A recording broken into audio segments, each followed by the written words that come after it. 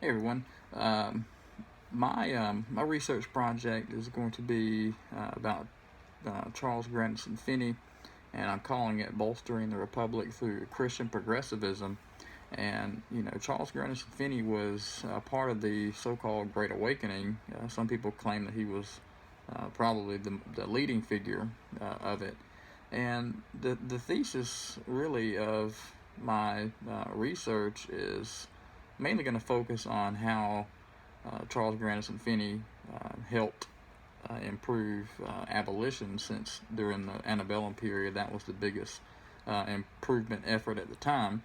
But it's also going to concern Finney's theological beliefs, how he went from, I mean, he was always a Christian faith man, but how he went from pursuing a career in law to, on a whim one day, just telling everybody that he was done with it, literally ran into the woods and repented and decided he would become a evangelical and go on his revivalist crusade. Now, he certainly, to a large extent, created what we call the modern high pressure revival. He believed in repentance, he believed in salvation, he totally rejected the Calvinistic beliefs of, predestination and all that, which a lot of them did during the Second Great Awakening. But his beliefs and his theological beliefs kind of coincided during the so-called Jacksonian period of more democratic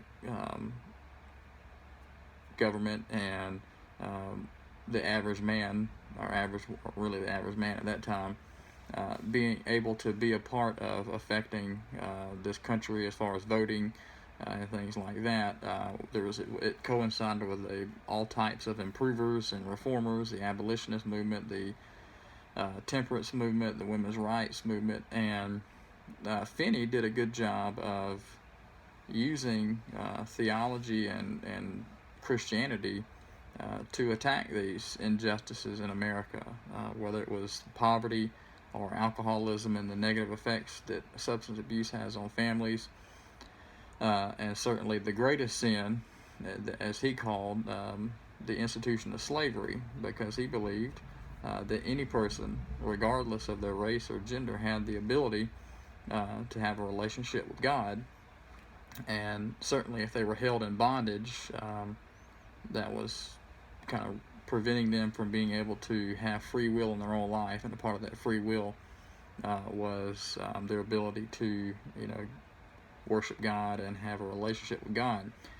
But, Christian progressivism, like Charles Grandison Finney's version, it wasn't just about Christianity. It was, and this is the kind of another topic, a theme of this paper is, Christian progressivism and Christian virtues are synonymous with democracy.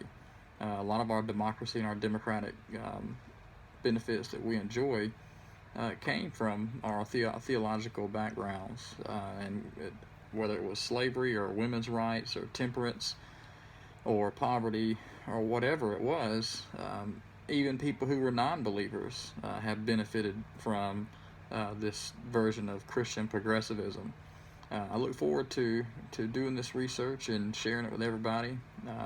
I think it's important to, in a class like this, not only look at how Christianity's benefited Christians in America and glorifying God, but also we can appeal to other people and prove that Christianity has also, as I say, bolstered Republican virtues, and even people who are non-believers have benefited greatly from the efforts of a lot of Christian men and women. And hopefully, you never know, maybe somebody who reads or sees something like this, it may change their mind, and maybe they will, possibly look towards moving to Christ. You just never know what might be able to motivate people.